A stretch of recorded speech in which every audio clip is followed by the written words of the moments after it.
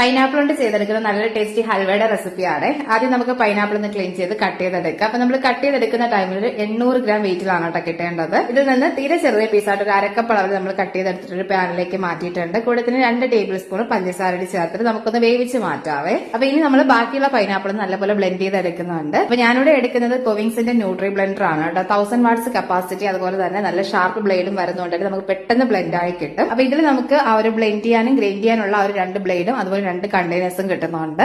അപ്പൊ നല്ല ക്യൂട്ട് ആയിട്ടുള്ള പ്രോഡക്റ്റ് ആണ്, അതുപോലെ നല്ല ക്വാളിറ്റി പ്രോഡക്റ്റ് ആണ്. അപ്പൊ നമ്മുടെ കിച്ചണിലേക്കൊക്കെ ഒത്തിരി യൂസ്ഫുൾ ആയിരിക്കും കേട്ടോ. അപ്പൊ ഞാൻ പ്രോഡക്റ്റിന്റെ ഡീറ്റെയിൽസ് ഒക്കെ താഴെ മെൻഷൻ ചെയ്തിട്ടുണ്ട്, ഒന്ന് ചെക്ക് ചെയ്തോളണേ. ശേഷം നമ്മളൊന്ന് അരിച്ചു മാറ്റുന്നുണ്ട്.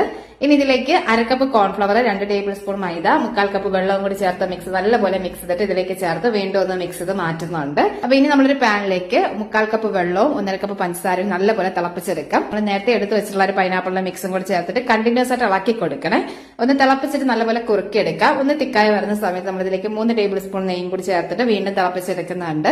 ഒന്നുകൂടി തിക്കായി വരുമ്പോൾ കുറച്ച് നട്ട്സ്, നമ്മൾ നേരത്തെ വേവിച്ച പൈനാപ്പിളും പിന്നെ വേണമെങ്കിൽ കുറച്ച് പൈനാപ്പിൾ എസൻസും കൂടി കൊടുക്കാം. ആ പാനിൽ നിന്ന് ഇതുപോലെ വിട്ട് കിട്ടുന്ന രീതിയിലേക്ക് വരുമ്പോൾ കുറച്ച് നെയ്യും കൂടി ചേർത്ത് മിക്സ് ചെയ്തിട്ട് നമ്മൾ നെയ്യ് തടകിയ ഒരു ട്രേയിലേക്ക് ഒന്ന് മാറ്റുന്നുണ്ട്. കുറച്ച് നട്ട്സും വെളുത്ത എള്ളും കൂടി ചേർത്ത് കൊടുത്തിട്ടുണ്ട്. നല്ലപോലെ ആ ഒരു ടോപ്പൊക്കെ ഒന്ന് ലെവൽ ചെയ്ത് എടുത്തിട്ട് നമുക്ക് ചൂടൊക്കെ നല്ലപോലെ മാറിയതിനു ശേഷം കട്ട് ചെയ്തെടുക്കാം. നല്ല സോഫ്റ്റ്, നല്ല ടേസ്റ്റ് ആണ് കേട്ടോ. എന്തായാലും ട്രൈ ആക്കി നോക്കണേ.